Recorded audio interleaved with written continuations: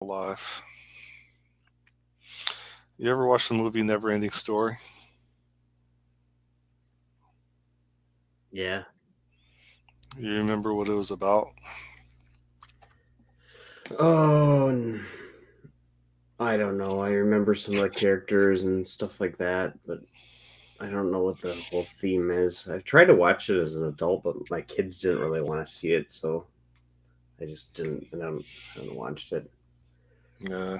Atreyu and a horse and trying to get through something. Is that what a white Labrador is called? Atreyu?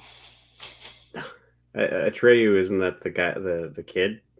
Oh, what's the white Labrador dragon thing? Oh man, what Because it's is supposed to be a it? dragon, but it looks like a white Labrador. Yeah. Uh, And obviously, the dragon must be nice because it's white. Freaking racist movie. Anyway. Belcor is Mm, a luck dragon. I tried to. I tried to rent the Goonies a couple days ago, but I wasn't successful. I think I could appreciate that movie. I don't remember the context of Neverending Story either, but that reminds me of the project that I'm working on. It's like I keep putting one step in front of the other, but I still don't have an MVP yet. I Well, that's learned because a you're lot. not. It's probably because you're not going for minimum. Yeah, yeah, this is true. Like I learned a lot. That's the excuse, right? I've learned a lot, um, and I really have in regards to like tools and stuff like that. So like I think I could hold my own if I were provided a Azure interview. Right now, I'll probably get destroyed in regards to Azure Architect. When they start delving into security and what's the other stuff? What do you call it? I can't think of the name right now. But when you start dealing with administrative tasks, security and Active Directory services and all that other stuff that sysadmins deal with, yeah, I'll crash and burn on that because that's not really what I've been working with. But when it comes to like just Azure Storage Table Explorer, Azure Service Bus Explorer, like I'm getting a little bit better with emphasis on a little bit in debugging that type of stuff. That's my excuse for this taking so long. Is I'm learning.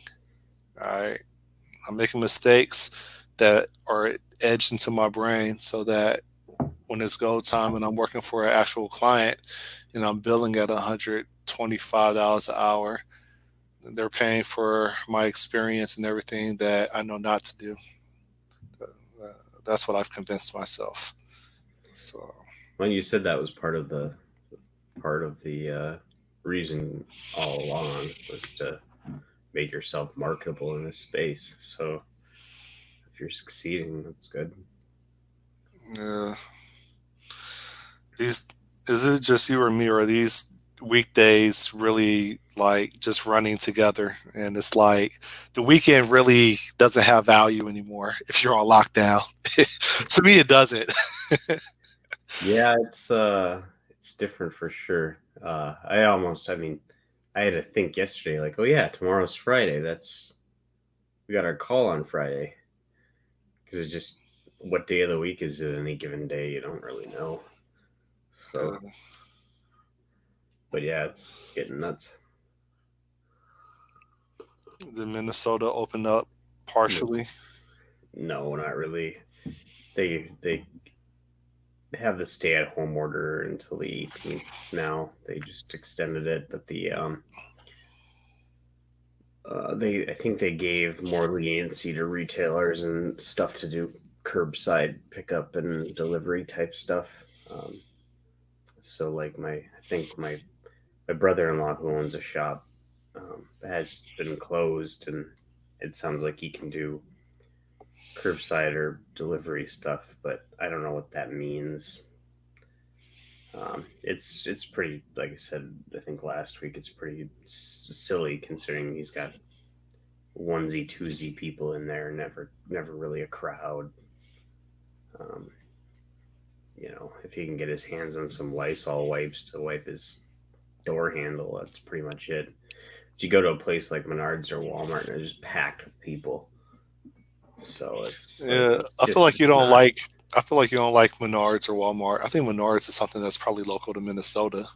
Oh yeah, Menards is like a is a well, it's based in Wisconsin, so it's probably regional to the Midwest or something. But um, I guess the guy who owns Menards is kind of a one of these mean rich people. Like if you look up some stories on him, uh, he's pretty.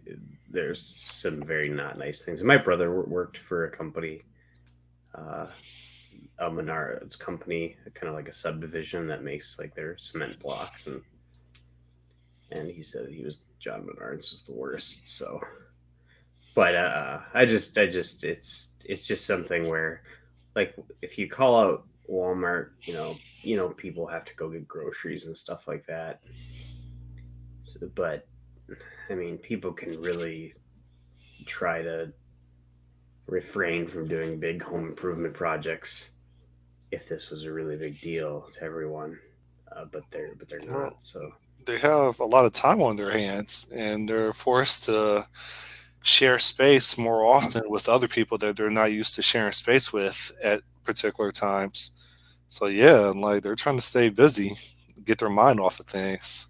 well, yeah, yeah, but I mean, in doing so, you're basically just by going to these stores that you really don't need to go to. Like most people probably don't need to go to the home improvement store. Like, and if they do, it's in and out, quick, done type stuff. But I mean, it's literally like packed in there. So, uh, Yeah. but again, it just bothers me that the standard is double. Like that's considered essential, and everybody can just freely do whatever they want in there. But my brother-in-law's store can't put in some simple guards up until Monday and be open. So It kind of incentivizes companies in the short term to provide more offerings so that they can be designated as a superstore just to be essential, right? So now you're buying all these extra products that have nothing to do with the nature of the business for political reasons, just so that you can open your doors and make some money to pay your rent. yeah, it's also stupid they've closed the campgrounds Yeah, I around think here so too. too. It's like you're pretty much at least a campsite away from most people, and it's a gathering, but it's usually of people that you already have It's usually families. contact with. Yeah, so Yeah, that's retarded. but you can go to Menards and do whatever you want. So Polit- I don't know. I could be wrong, but I just don't think politicians come from research backgrounds. I don't think they work with data, or they don't come from STEM programs. I think they're just failed lawyers, and they just take a sledgehammer to anything that they don't really understand. yeah, And you people keep electing them. So me. I'm not a registered voter, and I wear that as a badge. Well, then you do keep electing them, don't you? Uh, I mean, I think I understand your argument of doing nothing is an action all within itself. Yeah, I mean, I mean, you people. go out and support third-party people that aren't Oh, the failed way I look lawyers. at it, people that have voted against the one or the other, like you get what you deserve, man. This is what you keep on doing for the past, at least, I would say, since probably the 1960s, right? I don't know too much before that. Like you keep on repeating the same behavior, expecting different results. All right. So, all right, I'm done talking about it.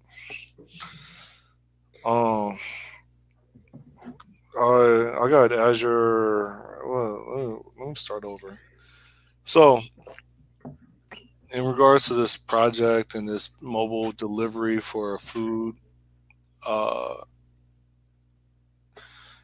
I this week I've been working on. Well, let's imagine the high probability of only three people downloading this app for the first 3 months. Right? Chances are they're not going to have the app launched because no one knows about the app. So what I need to do is, and I think I brought this up to you before, or maybe I was telling someone else, is in the event that a customer downloads the app and then decides to place the order, well, no one's subscribed, right? Hmm. I only have like three couriers and like the catch 22, the chicken or the egg. So when the customer places an order, the customer app reports to the customer after a couple seconds that if it was not able to find any available couriers, okay, that doesn't really help the customer. And I want that money, and I need to battle hard in this app, right? With whatever edge cases that are going to be fleshed out by exercising this app. So then I I wrote this solicitation module so that couriers that are offline are solicited, in which the location that they registered at, or if they did perform a delivery, uh, the location of the last customer they delivered to, if it's within 3 miles of this new order that's coming in which the location of the order is where this customer is at, then send these offline couriers a solicitation via text message in which I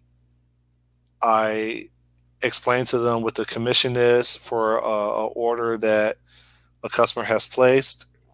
They're provided with the location of that customer relative to their location, and if they would, and it's a link to the app, right? So of course, okay, the link to the app is going to expose the distance or the map, right? So they Hmm. in a text message that the offline, Jebediah receives, he clicks on that link. That link launches the courier app. The courier app then hydrates and displays the incoming requests for them to accept or decline, along with the route that they would take for the pickup location and also the drop off location where the customer is. So that's what I've been working on this week, and then I light up all these Azure topics for that particular customer request, and then I gotta kill them when that order has been canceled or completed and remove it from Azure Service Bus. It's just taking a while when you work 30 hours a week on a gainfully employed job and you have other obligations outside of that. That's my excuse. So, any feedback? Um, have you looked at Twilio for the? Yeah, yeah, that's what I'm integrating to or integrating with. I haven't tested it yet, but I I pulled down their NuGet package. I registered a phone number. Do you think it matters if the phone number is not 305 in regards to area code? No, Nah. no, not really. Um, yeah, so I integrate with Twilio. I haven't actually tested the the Twilio integration, but that's what it is. Um, I hate microservices. Or maybe microservices is okay, but I think microservices with just REST is not a good idea. Like I think there's some wisdom with using uh, remote method calls that are statically checked. At least like it's just too dynamic, and you don't know if your data contracts are aligned with the data that you're sending, and if the server actually has the same matching structure to deserialize it. There might be one missing property or a change of data type from GUID to string, and that stuff is just a headache to resolve, especially when you have like a dozen of them running, and you know that by the end of the project there will probably be like a dozen more. So Hmm. Well, I suppose you could for every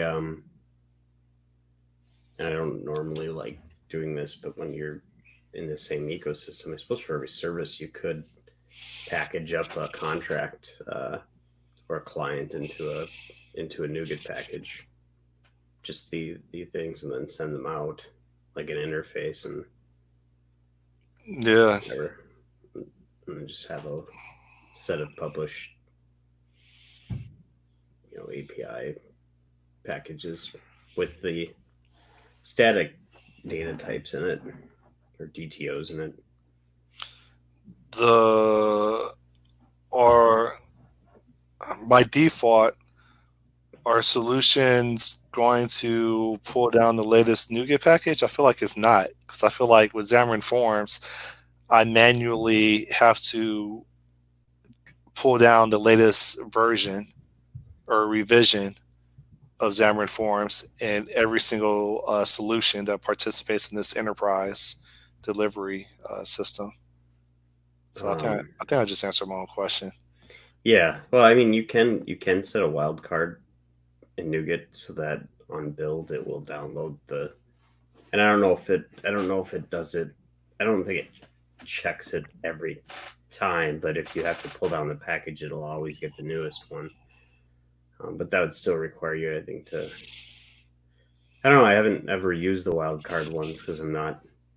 It's not something I like to do. So I don't really like using NuGet packages because it's so static and um, Yeah, I, I don't I know, people think misuse them. I think there either needs to be some type of like maybe type provider that like someone one that doesn't exist yet that verifies that the type on your client matches the type on the server. Else it won't compile, or just need to do a remote procedure call in which even with that you still have to like uh, make sure that your proxy is updated to when pointing to the server, and then when you attempt to compile, the compiler screams at you. So it's still like some manual checks. I just want the stuff to just say at compile time, nope. I don't want to have to update anything before I compile. I just want to compile and says, nope, there's a mismatch. This is not correlated. You need to fix one or the other. And that's it. But using REST with microservices, and I'm just one person, and so I'm supposed to have this entire cognitive load. I can't imagine multiple people working within that type of environment, and one hand doesn't talk to the other, and they're trying to figure out why they're getting some funky runtime exception when deserializing. Uh, F that, man. So that's lesson learned. And I know when I get interviewed and they ask me that question, I know I'm gonna go ham explaining why rest is not a good idea to just sledgehammer everything when doing back end quote unquote microservices, because they've never done it before and all they do is like read headlines about what Netflix is doing. They're going to dock points for me speaking truth and speaking from experience because they never even attempted it themselves. I'm done ranting. Yeah, you're my therapist right now. That's all right. I'm not adding much else to the conversation, anyways. So, have you looked at uh, contract testing or something like that to try to catch when things change and to document all the dependencies and stuff? Is that called an integration test? I mean, it's kind of like an integration test, but um, I mean, if your problem is to, so is your problem that you can't keep track of which people are using this API so that you know which ones to go update? The problem is, in hindsight, when when thinking about the design or the orchestration of the overall system, I didn't identify which services are going to be devices relying on services versus which services are back end services relying on back end services. So for the back end services relying on back end services, like I don't need I don't need REST. I just need some statically typed system. Like I'm the one that controls it. There's not going to be different versions of one backend service that I control talking to another backend service that I control. Like I don't have to worry about that. What I probably would have to be somewhat concerned about is uh, devices that have an expectation of the service that they want to talk to, and maybe for whatever reason they don't have the ability to upgrade to the latest version. So I need to support multiple versions of an endpoint or something like that.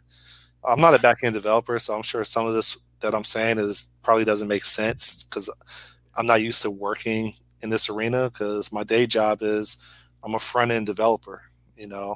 Um, Mhm. so just in conclusion, I wish I took the time to identify which services uh, really would benefit from a, a RESTful service or API, whatever the jargon term is, versus what services can benefit from being statically checked. And that I think that would help me out a lot. Because right now I'm just that little video game Pong. That's me right now. Like, I'm going between like 10 different services or repos, and I'm copy pasting these data transfer objects or data transfer structures or types, and it's just tedious and a junior mistake of what I'm doing. I feel like a junior. So Why not just why not just consolidate all of your various projects into a single um, solution? because regardless of if and when the startup fails, I need to have a portfolio, for lack of a better term, of me demonstrating that I built a fairly involved microservice architecture. It's politically motivated. Yeah, but I mean, that doesn't mean you have to have different repos all over the place. I mean, microservices, an architecture deployment thing, that doesn't mean necessarily that you have to have different repos. And it really doesn't make a lot of sense if you're the only one working on it right now. The thing is that you design them in such a way that you can actually spin them out into their own repo and assign a developer to them and say, "Hey, this is your thing. Now we have to work together on it." But um, I mean, I think part of the reason to have them is to allow the independent components to scale up based on needs. So, right, so if you have a small uh, chunk that gets hit a lot, you can scale that thing up to many instances. And if you have this one that only gets hit so often, you can leave that small and have only a single instance and stuff like that. Um, I mean, there's so much complexity in it, but you could, like I said, collapse all that just for the ease of development into a single solution, not same project, but solution, and then create like a shared dependency between things. So you have like here's the courier service um, API contracts or something like that, and then just have all that static stuff, but you still build and deploy to different separate service deliverables or deployables, right? So you'd set up a single solution to have if you had 20 services, 20 different builds that deploy out to 20 different places. But It sounds like you're saying consider creating a separate solution to host the all the services, but each service is still its own individual startup project, right? And then create a a core library to harbor or to host the data transfer uh, structures that these services rely on. And instead of each service having its own copy of these data transfer objects, instead they can all point to a shared copy and it will always be intact, and I would never ever run into deserialization issues at runtime because one type has a subtle difference from the other type between client and server. Well, that's still going to well, hold up. Well, runtime, you can Between still the, have runtime the issues if you don't deploy them all at the same time. Is problematic. I think what you're saying. The Yeah, question you, is, do I want to you, spend do I want to spend a couple of hours to save myself a couple weeks worth of work? Yeah, it makes sense. yeah. I mean, and you could do it instead of having a library that's every service has got this big library. Each individual service could have a separate class library that says, "Here's the interface to this service," um, and then that's what you attach to it. I mean, it would be a good way to also document, if you could mine that anyways, document where the dependencies are in it. But I don't know. Yeah, it's microservices nuts. I don't like it. I want to just work on monoliths. I think it's much nicer. I want Yeah, everything. I want to to poke something on one end and have the other end jiggle. there you go. Yeah, so I'm making progress. It's just slow as molasses. Like I'm getting there. It's just I feel like the more progress I make, the longer it takes to get done. It's weird. But at the end of this, I'll have a kick butt demo. I could be in a position to actually write a book if I wanted to, which I won't. But if I wanted to, I think I have enough domain knowledge about domain modeling and some things that you shouldn't do because I've already done it. I think I could write a book about it. Twilio integration, Google Maps integration, Azure Service Bus integration with mobile, Azure Storage Tables integration. I learned a lot, man. They don't want to pay me. I see these people because apparently I have like the entire country of India blocked on my phone because they keep calling me, all these recruiters. They asked me like, "Hey, we need a senior mobile developer with Azure experience." I'm like, "Yo, that's me. $110 an hour, corp to corp." Oh no, we only have a bill rate for $65 an hour. I'm like, what the so that's annoying me too. You're not hunting for a job, or at least you can't say it while you're like on YouTube. No, I could say it. I mean, I haven't. I was going to start looking this summer. I'm not sure how this whole coronavirus thing is going to affect that. Um, I think my current employer is thinking about maybe see if they could find me some different contracts or whatnot. I'm not sure to what extent they'll be able to, um, but I don't know. I mean, sticking with my current employer, who's just a software like contracting firm, um, then I'm kind of limited to what they find for me. Whereas if I go out and look across the spectrum, I can hopefully find something I'm more interested in. But I don't know. It wouldn't be. I mean, I keep getting pretty good gigs in terms of like the places I work for are really, In regards to stress, like really. low stress. Yeah, they're not evil or mean or anything like that. It's just You work with competent, well, you work with people that are competent enough. yeah, yeah. Yeah. I mean, enough. No, I mean, there are some really good people. And there's a bunch of contractors too that they have right now. So I mean, you get. I think we've all grown to work with each other pretty well, and um, yeah, I don't know.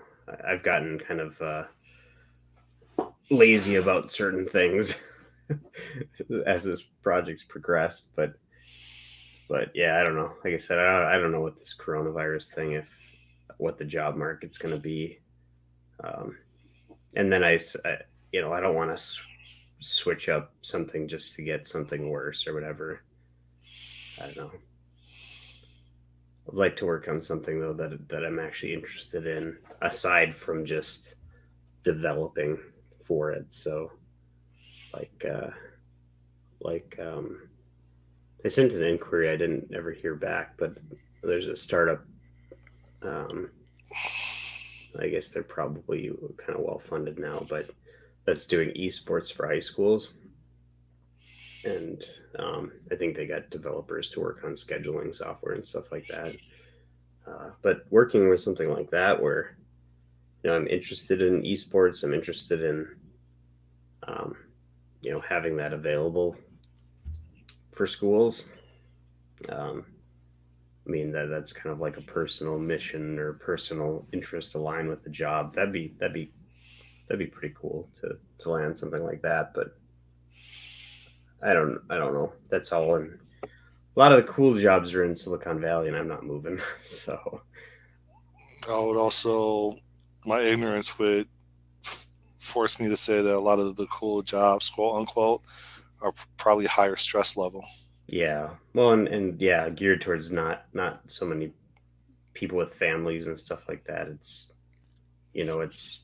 geared towards people that can devote their entire day to the job essentially, and they want more of, when they say work life balance, they mean they want their work to be their life balance. And I don't know if that's the case with this place.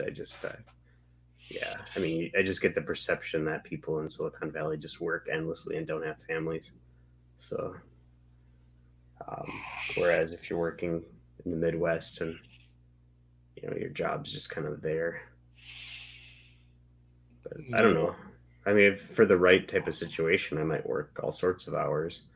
There's a lot of work, and I'm interested in it, and they're keeping me engaged, and I believe in it.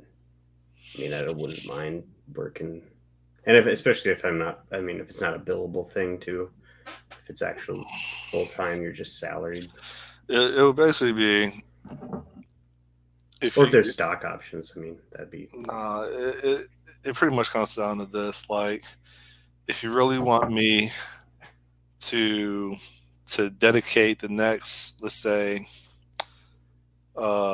let's just say 16 months of my life to deliver your baby, right? This is me talking to the employer or the founder. All right, but you're gonna have to pay me enough money that I can have a nanny on payroll because my family is not going to be my family's going to be upset that I'm not around, and they're going to need some help. So they're going to need like somewhat of a placeholder when I'm not there, right? Because even if I'm there at the house, I'm going to be plugging away trying to deliver your baby, right? And so I need enough money to get some help around the house to fill in the void because I'm not really going to be there, right? And if they're going to pay me boku money, I would say big boku money is like $250,000 a year. Then all right, let's go. All right, especially if I believe in it. But because you're going to have like marital problems and issues, right? When you're working those types of hours, regardless of if you believe in it. well. I mean, if they just have the expectation of a 40 hours, that's fine. No, there's Yeah, not going to be expectation.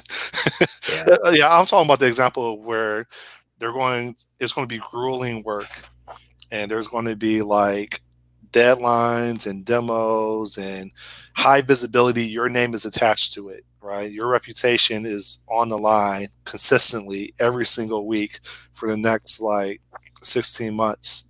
That's the type of scenario I'm talking about. Yeah, I don't know about crunch time stuff. I'm more thinking about, a growing business that they need people to come in and do stuff rather quick so that they can, get new features out and stuff like that. Um, but but there's still a work life balance type thing with it. But I mean, I don't mind volunteering extra hours above 40 if I'm actually interested in what I'm working on, and that I hate the expectation of it. Um, so if someone says no, regardless of what we think, the thing is you need to work more hours, then I'll be like no. If and it could even be as subtle as the way they frame things. Like I don't mind, hey, we need to get this done together, and not necessarily saying you have to, um, but just and not even even um, suggesting that you have to, but calling people to action to say, hey, this is something we need. We're all in this together. Let's, the company succeeds, you succeed. Let's do it. That kind of leadership or that kind of stuff I can be fairly responsive to. Essentially making you a partner. Yeah, yeah, where it's like, hey, this is what we need, or hey, this is what we need. This is when we need it by. We'll trust you to figure it out. Um, and hell, I'll figure it out if you're given that kind of trust and autonomy to say, you do your job, I'll do my job, and I'm not going to force you to focus. If you want to even spend an hour one day on it and not do anything the rest of the day because you're confident you're going to get it done, I don't care. If you're going to work your weekends, it's up to you. You figure out how to implement this. This is what we need, and we trust you. With that said, it's kind of like pivoting from the conversation Yeah. based on the amount of time that well, I'm saying what I'm about to ask. Based on the amount of time that you've been like in your career, which I don't know if it's been 10 years, 15 years, or more, has your mentality or has your practice changed in regards to documentation? Now, Oh, that's kind of overloaded, but like, do you write a document for estimating how long something's going to take? Do you write a document for how you see the project to be executed? Like, has anything changed in regards to like your outlook on or your process of doing things? as far as documenting things, Yeah, no, I've never really liked documenting stuff. I spent like 6 hours yesterday writing a document just to provide an estimation in which Yeah. I'm giving like the critical path, what can be done in parallel if there's two developers versus what could be done if I'm just a single developer, the different ways that this software can be put together. This could be a standalone app, but really, even though we have an app that's similar to this, both of these apps are focused on the nature of the business, right? But Yeah. there's just different customer requirements for how to accomplish that. So they're standalone or we integrate it, but if we integrate it, then we need to also build in some infrastructure to support feature toggles. That's going to create some overhead, but at the same time, that could also encourage gradual deployments in which we could monitor and then pull back features that are already released. And like, I just start going in. I'm not sure if Yeah. they asked for it, but See, I don't want to work with estimates. Like, I'd much rather just work with deadlines, like or desired deadlines, and then be given the work. Here's the description of it. Here's the deadline. Can you do it? so my revelation is the more I am told to do something and I write up what they told me to do versus what the effort is going to be and what the options are going to be.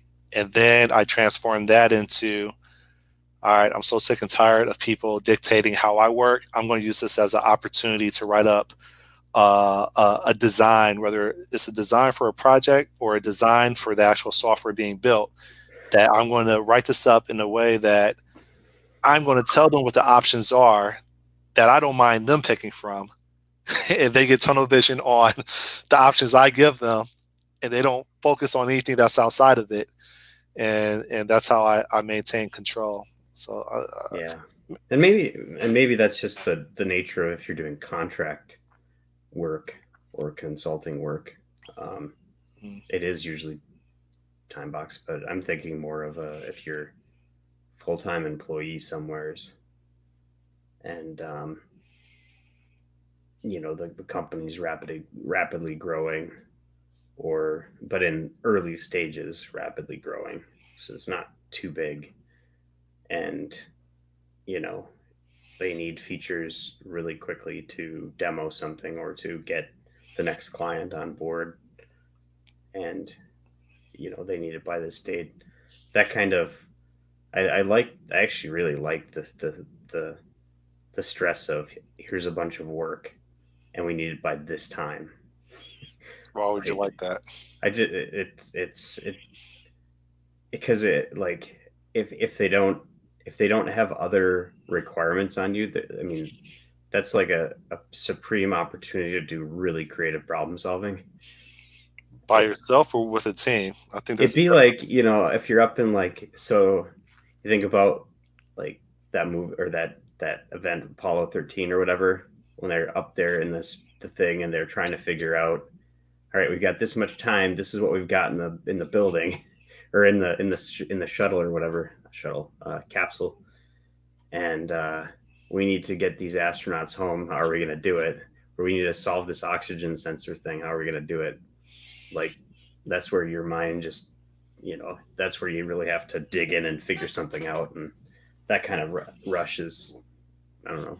That's why these weekend game jam things. That's why they kind of speak to me. As you've got I've got a weekend to build a game by Friday from or by Sunday from scratch. So um, Yeah, we're I've wired got a differently. deadline. I've got a goal, a mission, and you know you learn where to cut things and where not to cut things, and Yeah, we're wired differently because I don't want to cut anything. yeah, I think I'm more process oriented than probably most people. yeah.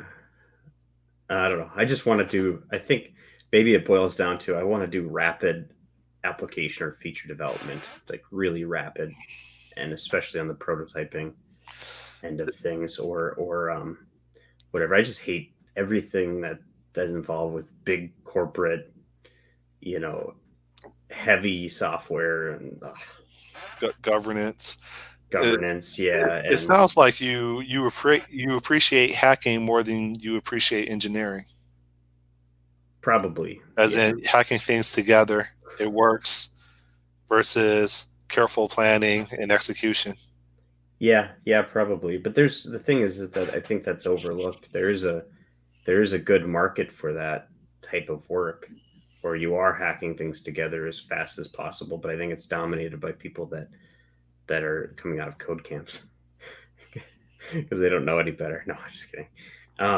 But Oh, I they mean, the don't. thing is like you get drilled in your head that you have to follow certain sets of rules, and you can't just throw out all the crap and just do what makes sense right now, um, because that's what's needed by the business.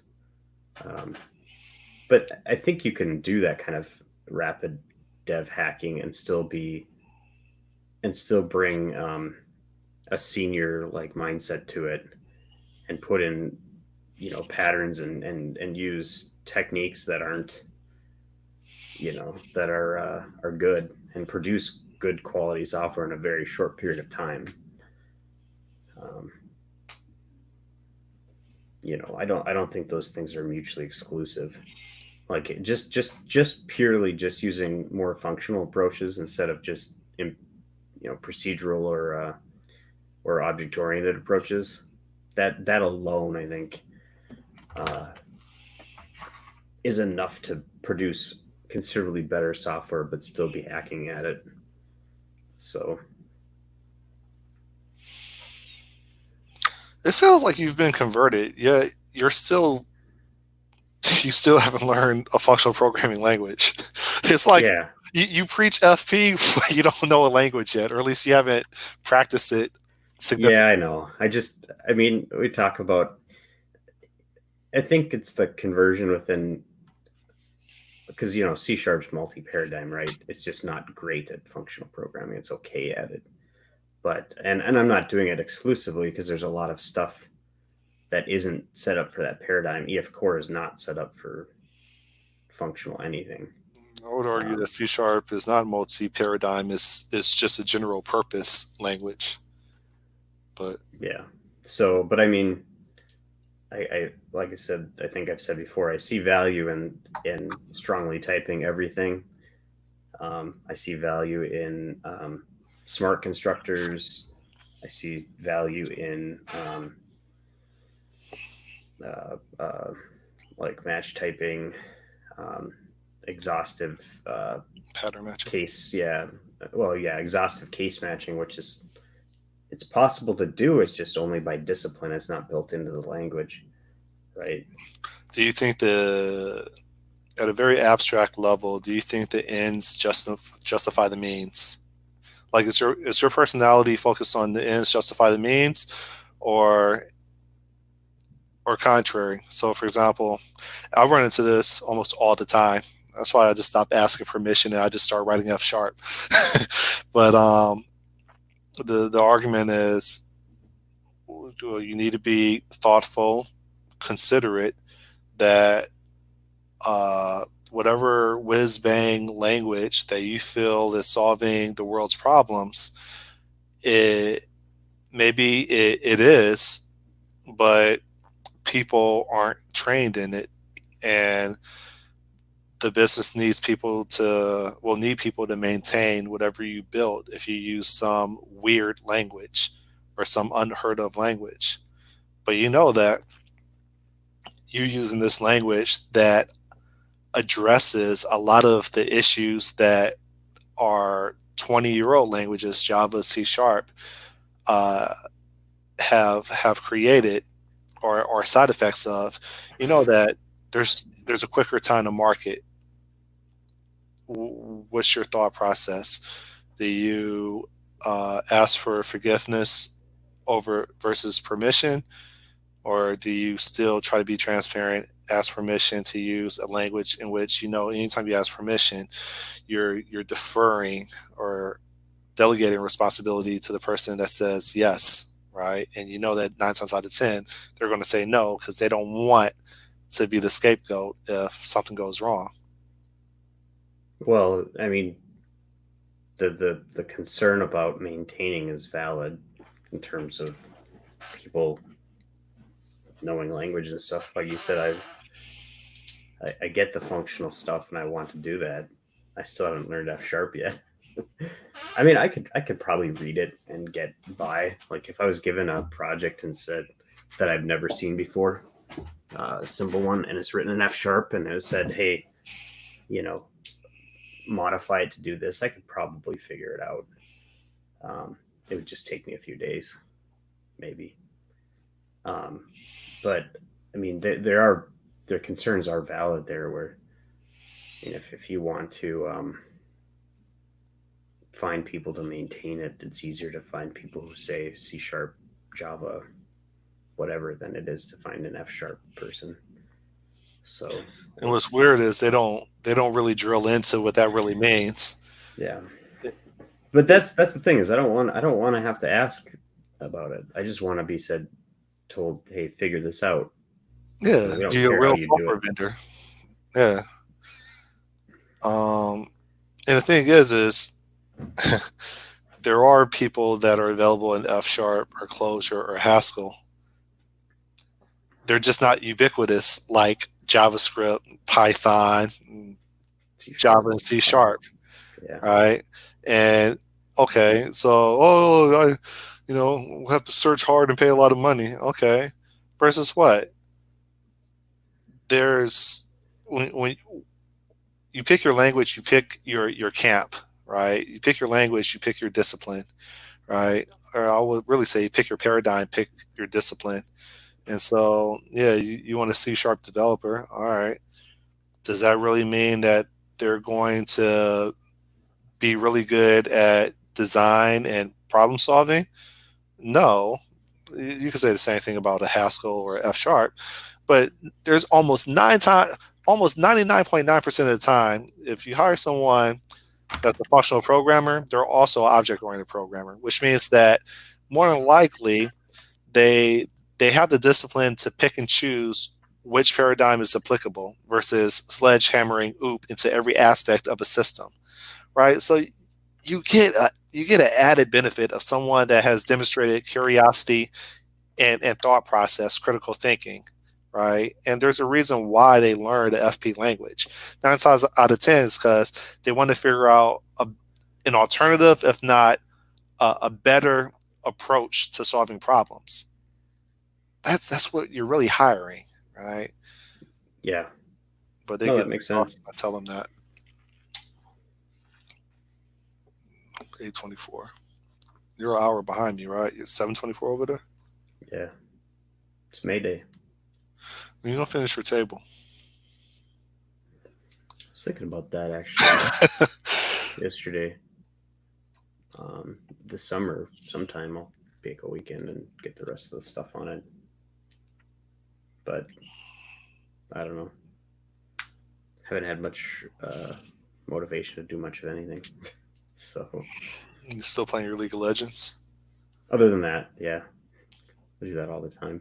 I miss Call of Duty. I haven't played Call of Duty in like 2.5 months. They're on season 3. I don't even know what season 3 even looks like. But Yeah, it would be. That's one thing I want to actually figure out is I want to find like local people that play the game and that I could like connect with and get on like a Discord or Skype or something and just play with build like a team. what is Discord? Because I downloaded it and I didn't understand it. Have you used Slack? Yeah. So Discord and Slack are kind of very similar, but Discord was more built for the kind of gaming arena. So it's a chat app, but it also has voice comms. So a lot of people use it for the so you connect up and you jump on a voice chat and you're playing a game together. But I mean, you can go on there. You join different. I don't know what they call them, but it'd be like workspaces or whatever in Slack, and there's just chat channels. It's almost very similar to Slack, really. It's just again, it's more built towards the gaming crowd, and there's more game integrations and stuff like that. So, and it's used, like I said, heavily for the voice comm stuff, which was previously kind of dominated by things like TeamSpeak or Mumble or some of the Skype, some of these other tools. So yeah, that's the best way I can say this. It's Slack for gamers. There's really not much else different. You could probably use it for business functions, you know. But it's Um, just pure audio, right? So most no, people that do. no. Oh, there's video component too. Oh, actually, I don't know about video. Come to think of it, I should check that. Discord. I don't think it does. Open. It's been a while since I've launched Discord. I launched it and then I think I uninstalled it right afterwards because I didn't understand it. I think it might just be. I think it might just be voice. Oh wait, voice and video. Huh. Maybe you can use video. Oh, but of course, I've got StreamYard on my thing, so I wonder if it took over the. No, it didn't. Weird.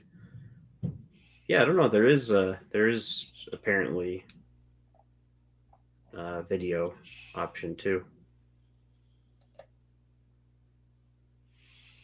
But yeah, I mean, it's really easy to join into a Discord. You just get a magic link and you know into a room, and you can pretty much go right from there. Um,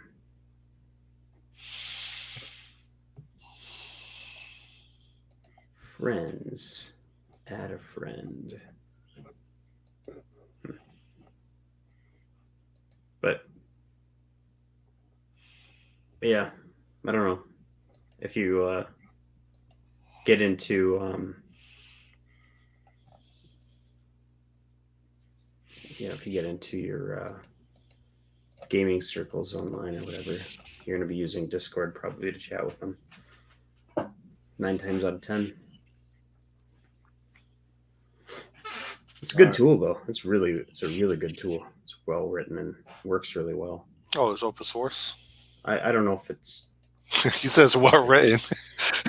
I should say it's well developed. Like Okay. it's a good like it's a solid app.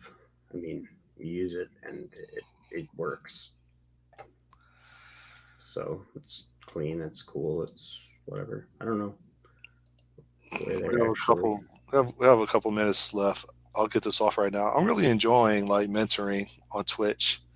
Like I'm starting to enjoy it, man. Like I wish I could do more. I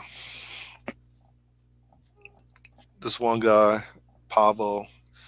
I've been helping him go through katas.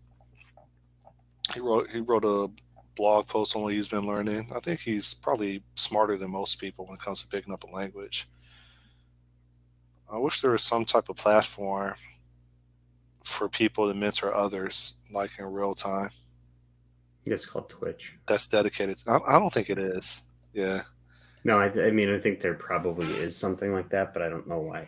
I don't know that it's double sided marketplace, right? So just like whatever, you have to get people on there ready to mentor, and you got to get people on there that. So this is how I would design it, right? I would design, and there's some like rules that you have to accommodate so that people don't game the system. But initially, the way I would design it is I would take Twitch, put it into a different space, and then like a student, will get, let's say, 4 hours of a student would get like 4 hours of live mentoring, for the month, and then after that 4 hours is consumed, then they could decide if they want to. They'll still get credits like every month or every week or whatever. Like there has to be a free amount of credits, right? But then anything over, they would have to pay for, and that would be the type of business model that I would use. And people would get mentors would get like scores, so it'll be some type of gamification Mm-hmm. system in it. Yeah, that could be my next project 10 years from now is to build that. You should look at maybe Because I you mean, could it's fulfilling, right? Like you feel good when you help people. maybe you could build it out like you heard of this pro guides at all? I get because I play League, I get these blasted at me, and they have some pretty good YouTube content too. But um, with pro guides, so they have like you get like a library of videos from experts on games or whatever describing various topics. But then there's like coaching. Uh, it's basically pro coaches. So they've got professional players that will jump on and coach with you apparently, and I'm not sure what that looks like, if it's you pay an hour or what, so or how they do it, Mm. but or if Yeah, they just have like their coaching time and I don't know. yeah. I think the business model I would use is you get some free credits. Once you exhaust those credits, you have to pay.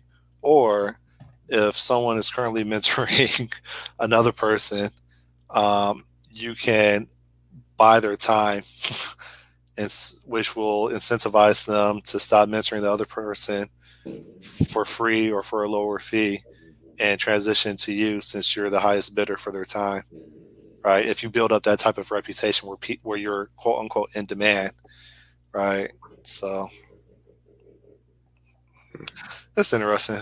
You should build that, and then I'll hop on in a year when I'm done with my project. Here it'll be like I said, pro guides for coding. Okay. You can go on there and learn how to play Call of Duty really well, apparently. Okay. I am going there. Time to win. Welcome. Learn League of Legends from. I thought you said this was coding. No, it's not. I said this is a gaming equivalent, but I wonder if you could do the same thing with programming. So you have like Oh, they teach you your how to play expert. video. They teach you how to be better at a video game. Wow. Yeah, They make money doing this. apparently. I don't know Wow. how much money they're making, but I don't know. I see I watch their YouTube videos because they release free content, as basically uh, lead magnets and stuff like that. So, um, Is your but dog mating? no, he's a French bulldog and his snout's really constrained, so he snores basically constantly. No. He snorts. That's just his thing. So Oh, all right. Well, I guess time's up. It's been real. yep. Uh, Yeah, have a good week. You should we can. finish your thing. I haven't demoed it in like 3 months. You got to get that minimum and minimum. You just got to do everything by hand. Yeah, we'll see. Oh, I'm not going to have anything demoable next Friday. Uh, maybe in 3 weeks I could show a end-to-end happy path scenario. I'll hold my breath. All right, it's been real. We'll catch up. Yep. See ya. See ya. Bye.